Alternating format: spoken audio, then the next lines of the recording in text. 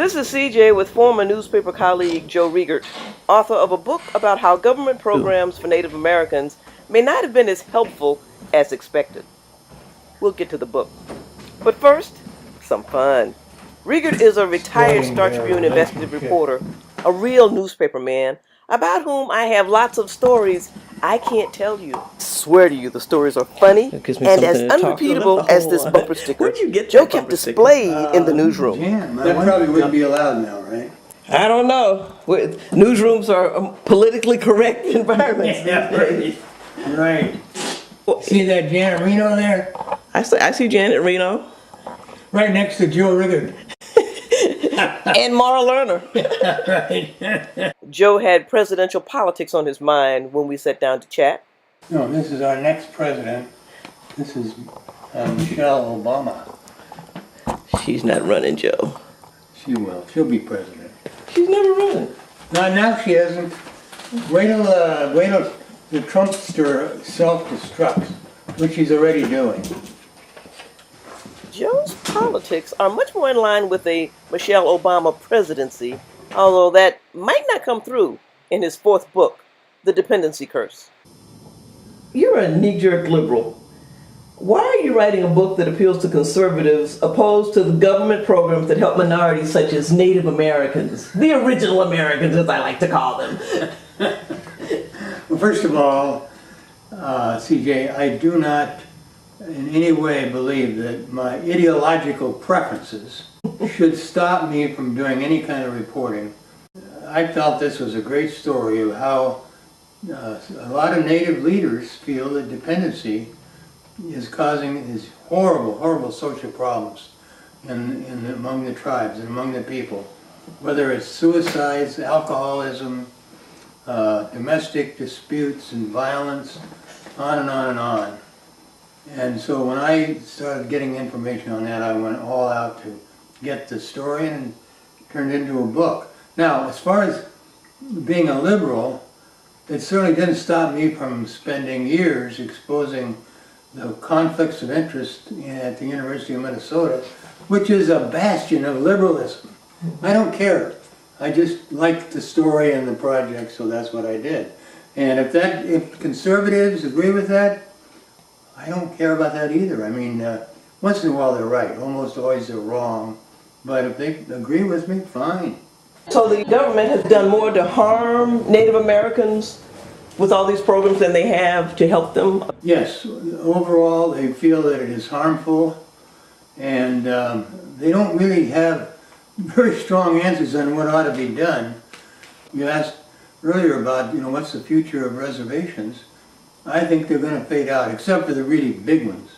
I think they're going to fade out because people are leaving, 2/3 of them. Joe and his wife Jan had one child and adopted seven others of various ethnicities, including Native Americans. He has also written books about his unusual family. Naturally, when your family looks like this, there will be brushes with homegrown racism. Our youngest daughter parked her car across the street, got out, is walking to the house, and a cop happens to be coming by, stops. "What are you doing in this neighborhood?" "I live here," she said. So, I mean, those kind of things. Now, that was more back in the days when this was kind of an enforced white city. I mean, black people were stuck over there on the north side, and you walk around the lakes and there'd be all white. That's all changed. That doesn't happen anymore. But they still probably have experiences out in the world. Oh, yeah. But it's not in this neighborhood. Everybody knows that. Yeah, right.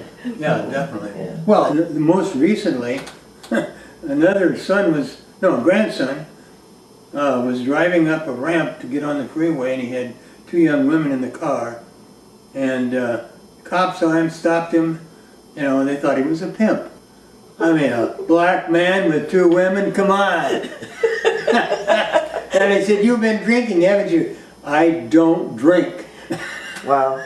You're a hard-nosed investigative reporter. I want to know what your reaction would have been to Kellyanne Conway's admission that you were being treated to alternative facts in an interview.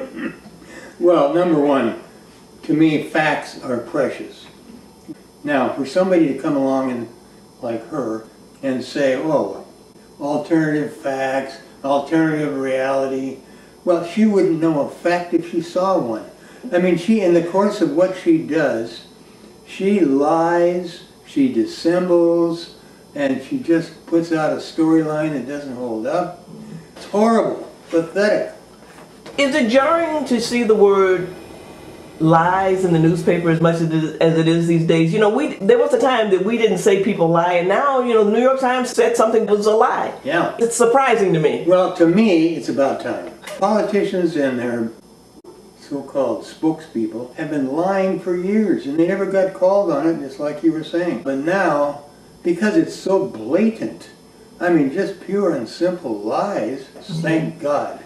You were famously pugnacious when you worked for the StarTribune, and your wife used to rein you in, make you apologize. She still does. But I hear that you've gotten better, that she doesn't have to make you apologize so much anymore. No, not as much. It's more in the family. Because my problem is I know that I'm always right, and that isn't good for our relationship.